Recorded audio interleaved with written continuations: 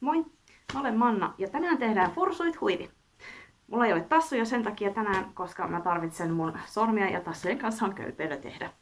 Huivi on yksinkertainen tehdä. Se on söpö asuste.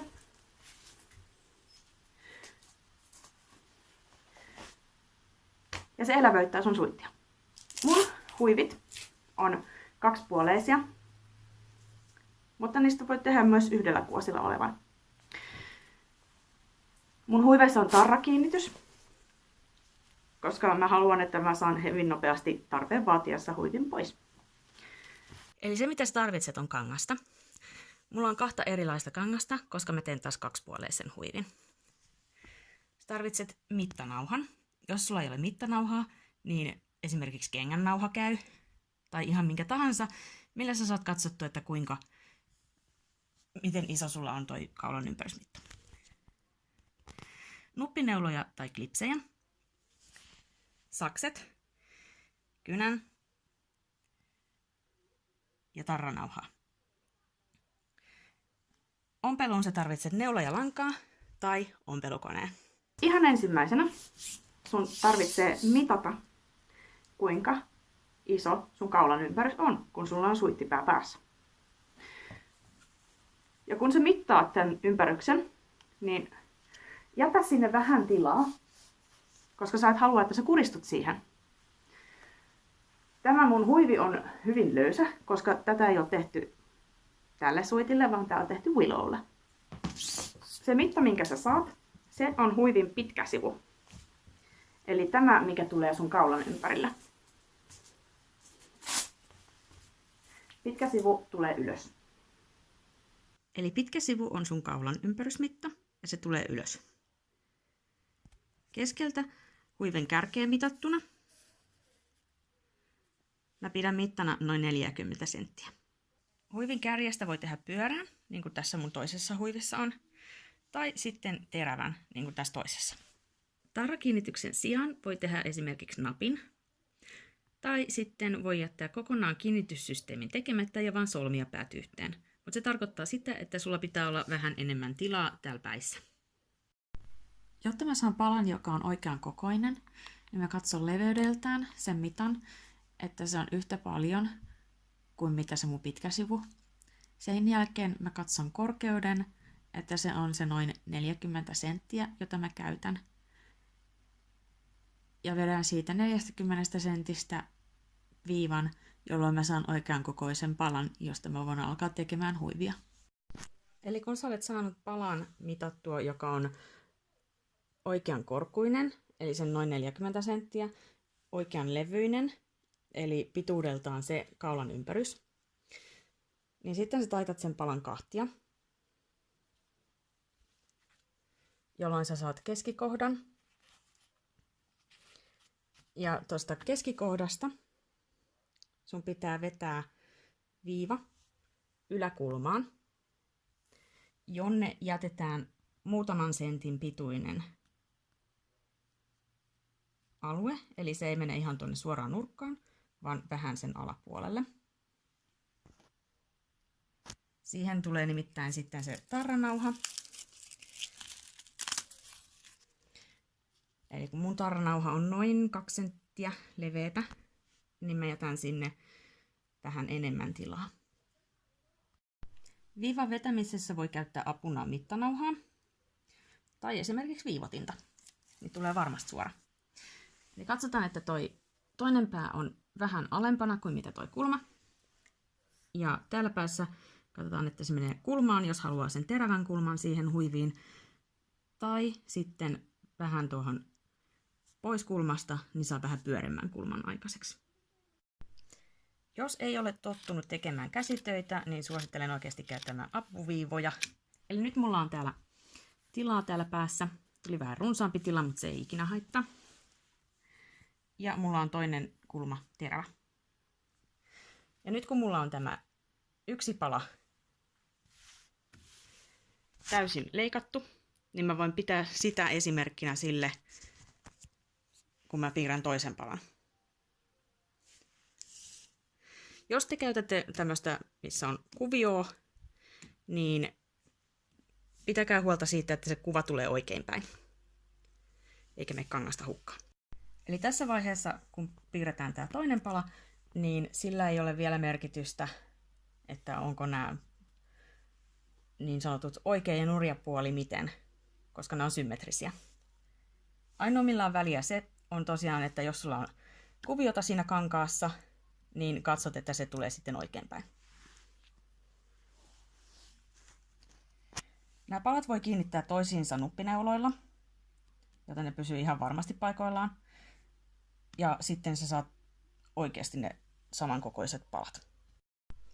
Eli nyt mulla on 2 samankokoista. Olen nyt ne kääntänyt tälleen oikeat puolet vastakkain. Ja nyt mä kiinnitän ne toisiinsa, jotta me päästään ompelemaan. Kun me aletaan ompelemaan, niin me ommellaan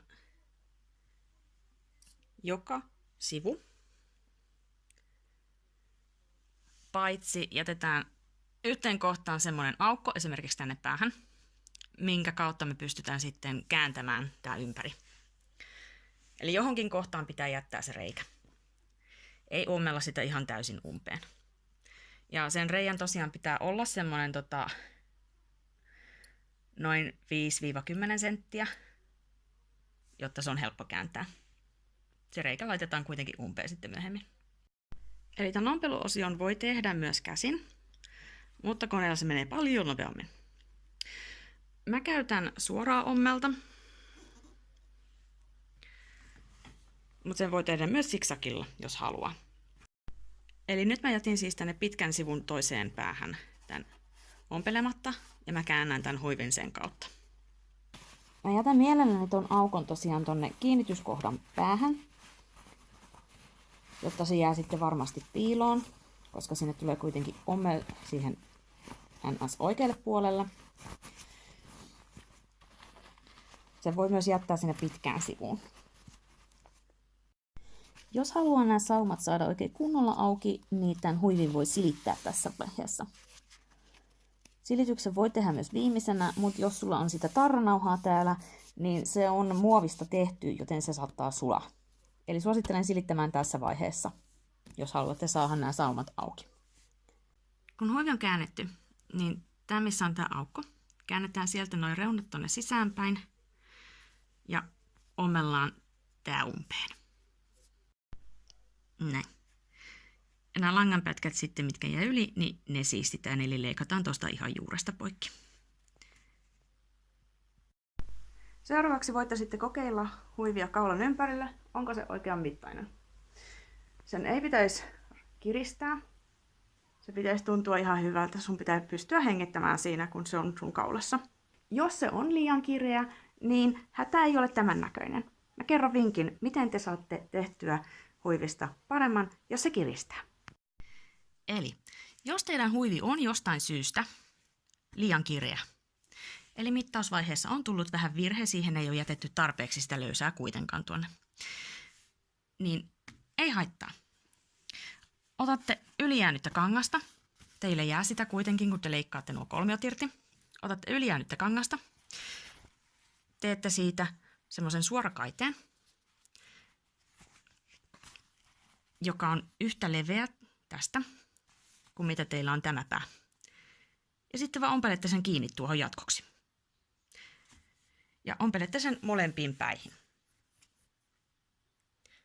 Ja sillä saatte helposti kontrolloitua sitä, että jos tulee liian pitkä, siis liian lyhyt, ei liian pitkä, kun nyt oli tarkoitus nimenomaan pidentää. Eli jos teillä on liian lyhyt toi väli, niin teette sinne tämmöiset suorakaiteen muotoiset jatkopalat. Ja ne voitte tehdä myös samalla tavalla, eli jos teillä on 2 erilaista kangasta, niin otatte sitten niistä molemmista kankaista palat ja ompelette ne yhteen. Ei se sen kummosempaa ole. Koska tästä mun huivista on tulossa pikkusen liian kireä, niin mä teen nuo jatkopalat. Koska kuten mä sanoin, niin mun mielestä se on mukavampaa, että siinä pystyy liikkumaan ja oikeasti hengittämään, että se ei kiristä. Ja nyt kun mulla on 2-puolista kangasta, niin mä tein tällaiset jatkopalat, mitkä on myös kummastakin kankaasta.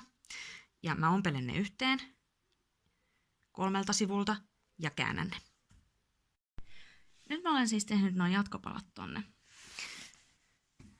Jos sä et halua laittaa tarraa tai nappia siihen kiinnitykseen, niin sä voit jatkaa tämän huivin perusmuotoa tällaiseksi puikulaksi tänne päähän, jolloin sä saat niiden avulla sidottua sen tuolta niskan takaa. Eli tarrakiinnitys. Ilman jatkopaloja sä laitat sen tarran tänne. Otetaan vähän laajempi kuva. Eli tuonne. Ja toinen tulee vastaavasti samaan päähän, mutta eri puolelle. Jos sulla on jatkopalat, niin sä laitat toisen tarran tänne jatkopalaan ja toisen vastaavasti toiselle puolelle. Jolloin kun sä laitat huivin kiinni, ne palat tulee vastakkain ja se jää siististi sinne. Jos palat on samalla puolella, niin sit ne jää näin. Ja se ei ole kovin siistin näköistä. Plus siinä on suurempi riski siihen, että se lähtee irtoamaan. Ja että sinne jää karvaa väliin. Eli toinen tarranpala toiselle puolelle ja toinen tarranpala toiselle puolelle. Nämä mun tarrapalat on noin 5 senttiä pitkiä. Kaiken tämän jälkeen teillä pitäisi olla valmis huivi. Ja sitten te vaan kiinnitätte sen kaulanne. Näin.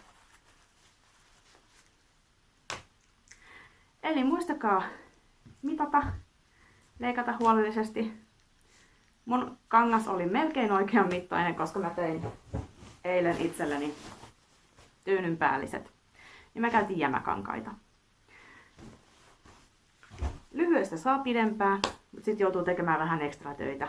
Mutta tulipahan sekin nyt näytetty, että miten tehdään se, jos tapahtuu vähän onnettomuuksia. Jos haluatte nähdä jotain muita tutoriaaleja, niin jättäkää kommentti tuonne kenttään. Jos olette tehnyt oman huivin, niin kertokaa mulle ihmeessä siitä, miten onnistui näillä ohjeilla. Linkki mun Instagramiin löytyy myös tuosta alapuolelta. Sitä kautta mut tavoittaa helposti. Nähdään seuraavassa videossa. Moi moi!